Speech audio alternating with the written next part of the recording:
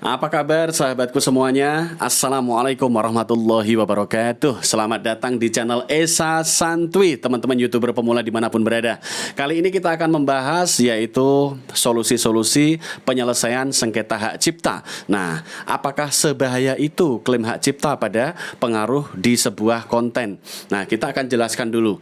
Contoh ya sahabatku, contoh misalkan lagu-lagu atau konten-konten yang sangat rawan hak cipta adalah cover lagu. Nah, ini yang terkait dengan cover lagu ya sahabatku, cover lagu.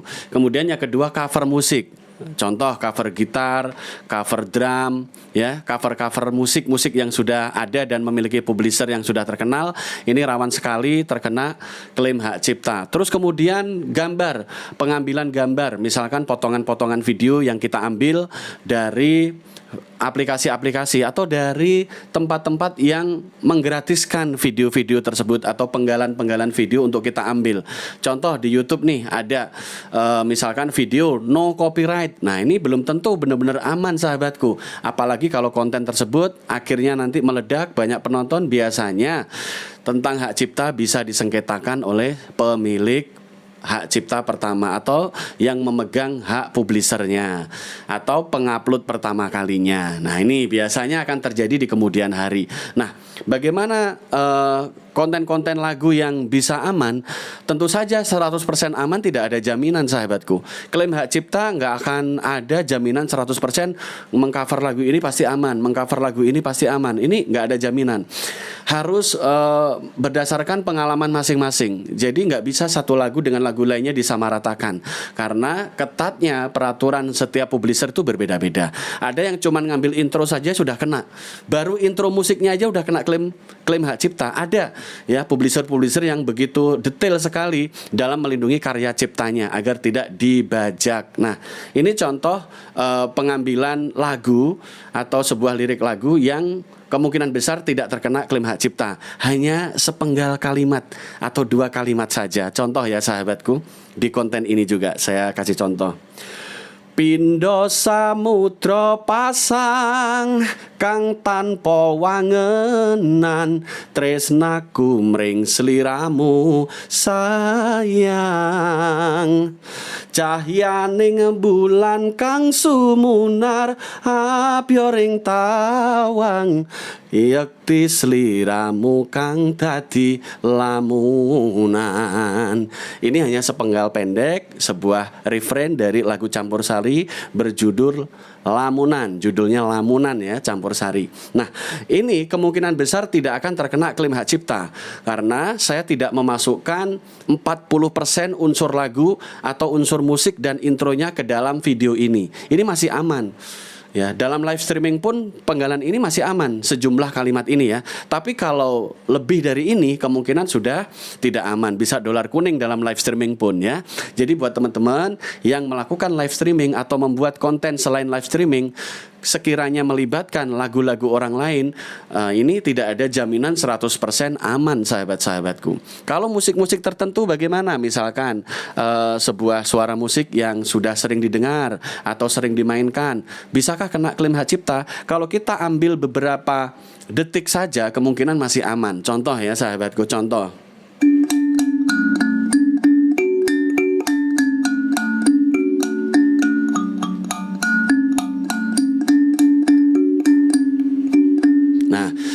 Sepenggal saja, ini kemungkinan masih aman. Tapi kalau kita mainkan selama mungkin 15 menitan, akan ada pengklaim hak cipta. Itu peluangnya ada karena musik kalimba tersebut mungkin bukan satu-satunya dimainkan oleh saya, tapi beberapa orang sebelumnya sudah pernah merekam dengan skala nada tersebut. Nah, ini jadi kita nggak bisa menjamin bahwa sebuah karya cipta yang kita sisipkan ke dalam konten kita 100% aman tidak terkena klaim hak cipta. Belum bisa menjamin itu.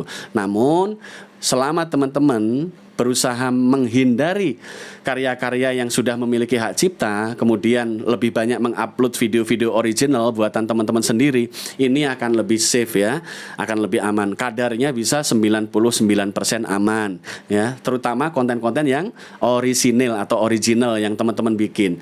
Jadi terkait dengan klaim hak cipta ini penyelesaiannya bisa lewat beberapa cara sahabatku. Yang pertama, YouTube nanti akan menjembatani kalian untuk penyelesaian sengketa hak cipta melalui email ya.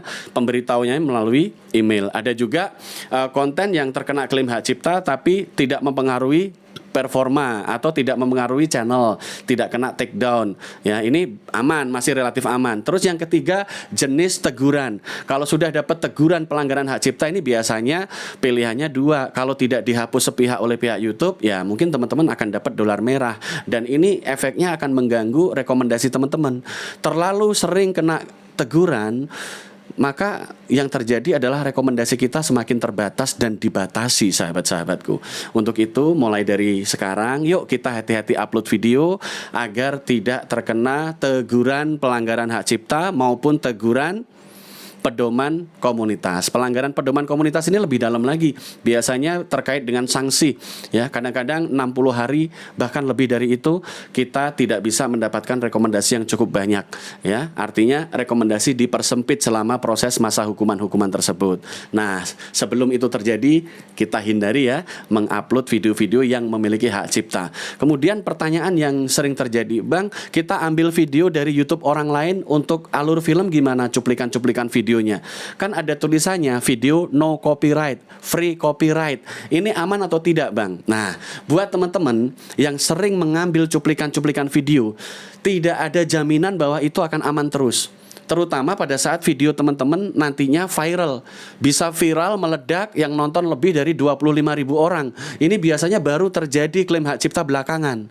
Atau bahkan teguran pelanggarannya keluarnya belakangan, tidak bareng-bareng. Ini memungkinkan terjadi sahabatku, untuk channel-channel yang belum monet maupun untuk channel-channel yang sudah monetisasi.